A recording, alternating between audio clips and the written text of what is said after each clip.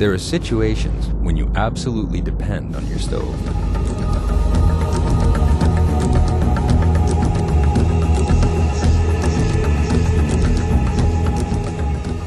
The Omnifuel stove is dependable, and it burns just about any kind of fuel, such as LP gas, white gas, petrol, gasoline, kerosene, paraffin, diesel, and even aviation fuel.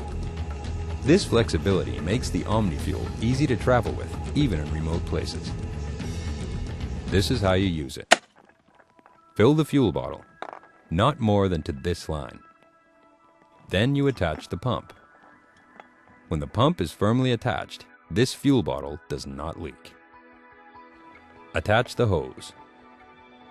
This screw swivels so you don't have to turn the whole bottle like this. Just do this.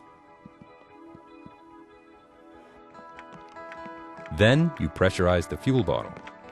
When it's full, you need about 20 pump strokes. Then you place the bottle with the text "on" facing up.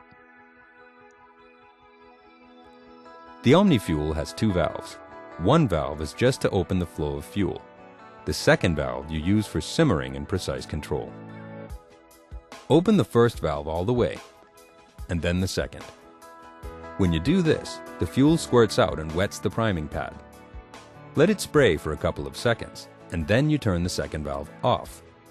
Time to light it. Light the stove all the way down on the priming pad. Remember to keep the second valve closed before lighting the stove. If you use white gas, you don't need as much fuel for preheating compared with, for example, kerosene or diesel. Here we're using white gas, so a couple of seconds is enough. Always, when you're using liquid fuel, you need to preheat the burner.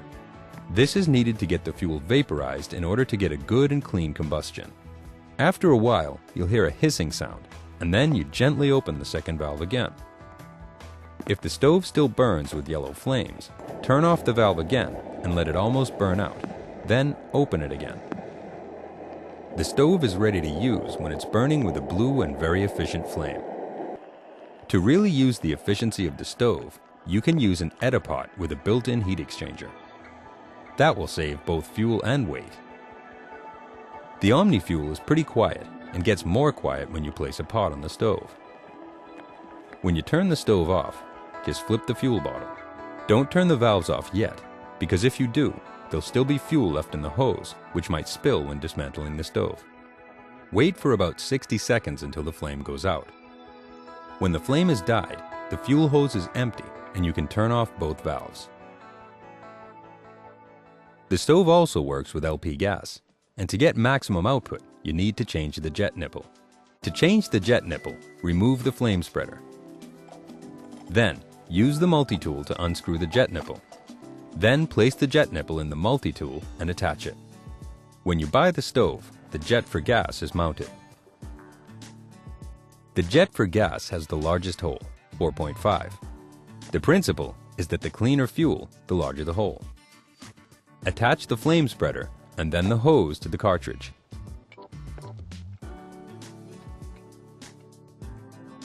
When using gas, you don't have to preheat. Just open both valves and light the stove. When you turn off the stove, make sure that you turn off both valves before you remove the cartridge. One of the advantages with the Omnifuel is that it's very rugged and you can do the maintenance yourself. One thing that you need to do regularly is clean the jet nipple with the multi-tool. Unscrew it first so you can clean it from both sides to be sure that no dirt is left. If you're using kerosene or diesel, you have to clean the jet more often. Another thing, this small brass cone opens when you pump and then closes to prevent the fuel coming out. If this cone gets stuck, the pump will leak. This is extremely rare, but if it happens, just take it out and then put it back in again. The O-ring goes in first. If you haven't used your stove for a long time, this leather gasket might be dry.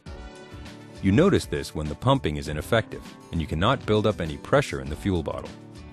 If this happens, just grease it up and it works again. If you want to know more, go to primus.se.